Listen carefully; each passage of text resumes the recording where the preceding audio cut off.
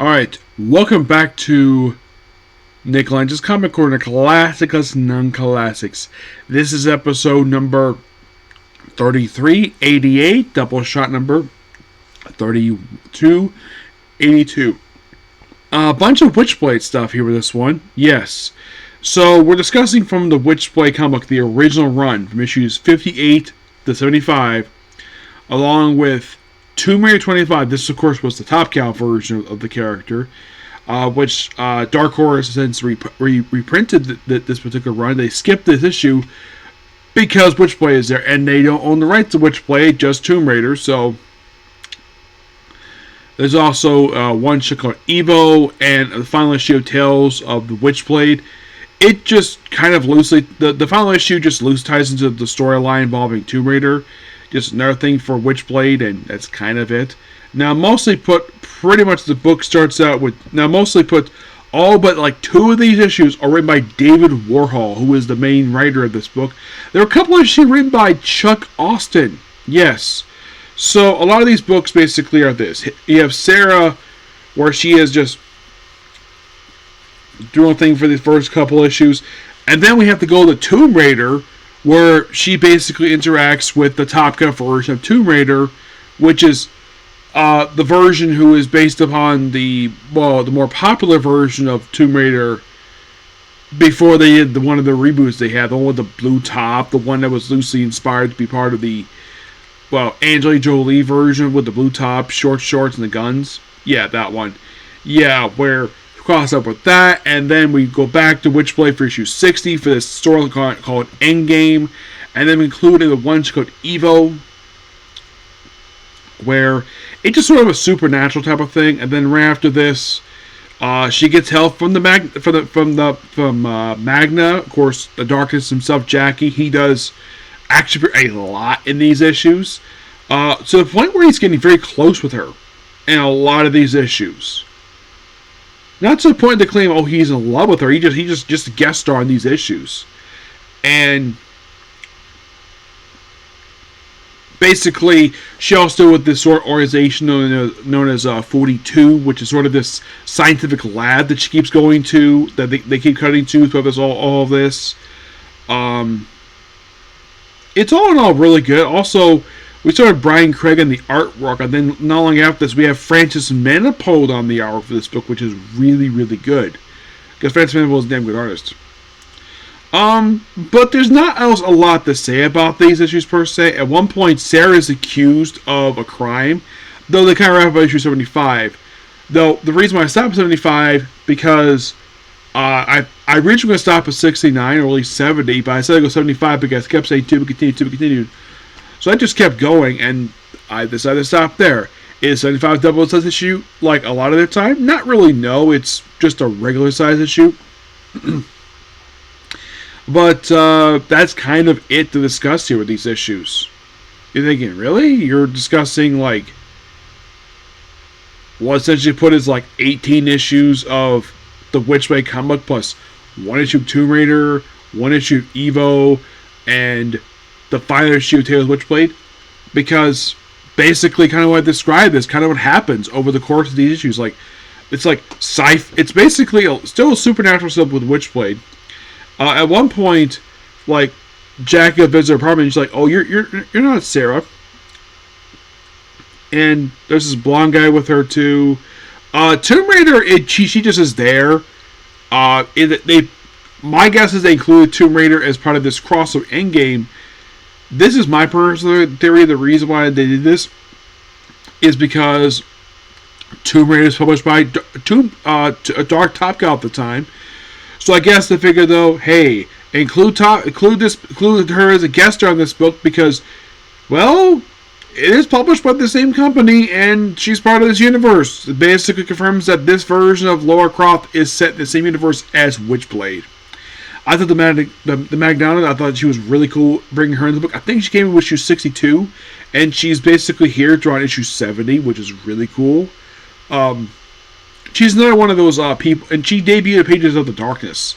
Yeah, the Darkness, basically, you can definitely say with that book that That's more of, he was introduced in Witchblade. He's more of like, his book is more expanding upon the world of Witchblade. That's basically kind of the main purpose of the Darkness book, is expand upon the world. It just really cool concepts,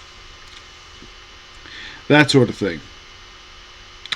Though this will soon lead into its first soft relaunch. Well, basically new direction, a direction I really enjoyed. When they had, I think it was Ron March who took over until issue 80. So when I come back to the book, I will review hopefully those last few issues before that issue 80 plus. I'll review some Darkness. But that's kind of it here. Yeah. So who writes the Tomb Raider? I think it's Dan Jurgens who does. So the final issue of Tales of Witchblade is written by Bill O'Neill. Yeah, also it guest stars Laura Croft in this final issue. Yep.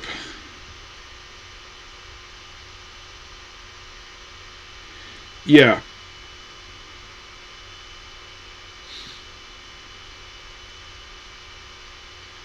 With David Bullard, Brian. Basically, it's Brian O'Neill as the writer of this book. So, Tomb Raider, this is done by John New Ryberry, and it's kind of interesting though, and Michael Turner does the co-plotting here, is that 6 to 59 leads into issue 25 of Tomb Raider, and that leads into Witchblade 60 that concludes over at Evo. Evo is written by David Warhol with Mark Silvestri on the co-writing duties of this book. And it's just a one-shot. Yeah, it's just a character from the main book itself. It's basically, you could definitely say Endgame is a fun adventure for Tomb Raider and Witchblade for a good team-up story.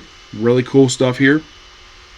Yeah, also Billy Tan does some artwork here. Billy Tan, the creator of the character She.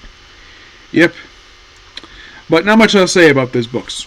They're really good. I give roughly 8, 9 out of 10. Yep. So, yeah, that's pretty much it for the video. Oh, before I close out here, final thoughts on the Tales Witchblade comic book. This was a good comic book. I don't know why that the complete Witchblade trades didn't include this last issue. I mean, they include the first 8 issues. But not the last issue. They include all the, like, the Tales of Darkness. That was collecting trade. But not Witchblade. I didn't understand that. Yes. And apparently there's a third complete collection of Witchblade that goes from collected issue, I think it was like 58 to like, I think it was like 82, I think it was. And I didn't see it collect anything else. I didn't see it collected. I saw it was actually it hasn't been released yet, from what I can tell. It's supposed to be the next thing, and I think it may have been collecting this other stuff. I'm hoping it did. I think it did. I don't remember seeing it, but I'm hoping it did. I didn't see a fully article for it, but I did see those issues for Tomb Raider, or Tomb Raider Witchblade. So I'm hoping it also includes the issue from the final issue of Tales Witchblade, Tomb Raider, the Tomb Raider issue, and Evo.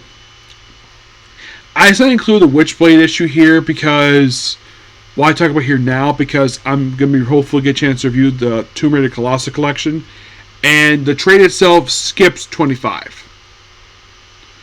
And there's a reason why. Because Witchblade guest stars in the issue, and plus it's part of a crossover with Witchblade. That's primarily the reason why it was not there. And my guess is because Dark Horse has legal publication rights to Tomb Raider herself, but not the Witchblade. Though they can easily contact Mark Silvestri and ask, hey, can we reprint this issue? Like, can we print this part of our trade? I mean, they could like, here's the weird thing about this. So, Dark Horse, when they had, I think it was Dark Horse, when Dark Horse had Usagi do it the first time, they were able to print the issues of Usagi that guest starred the Teenage Mutant Ninja Turtles. But they apparently couldn't reprint the issue guest starring Witchblade. I get the fact it's a Mark Silvestri character. I'm sure somebody at Dark Horse could easily contact Mark Silvestri. Yeah, he may not be involved in the character anymore per se, but you could at least ask him. And it's after all his freaking studio. I mean, in the case of the Top Cow comic, I mean, yeah, they could easily print it, no problem, I'm sure. Now, as for Laura Croft herself, she doesn't appear a lot in the Witchblade stuff. I mean, you just have her appear in Witchblade 60, the Evil one-shot, and this issue of Tales of the Witchblade. Maybe they... Now, 60 I did see was collected there. So, maybe they'll include Evil and Tomb Raider. It's possible. Who knows? Okay, so that's pretty much it particular video. Please be sure to like, comment, subscribe, turn notifications. Next up we have is, well, Tojin with the Kamen Rider, and I'm also going to do a video before I do our Comic Corner. There's one video I really want to do because we're getting close to the end of the year, and I don't know if I can chance any more to this. I'm going to do a review of Tokusatsu in the year of 2025. Okay, so bye.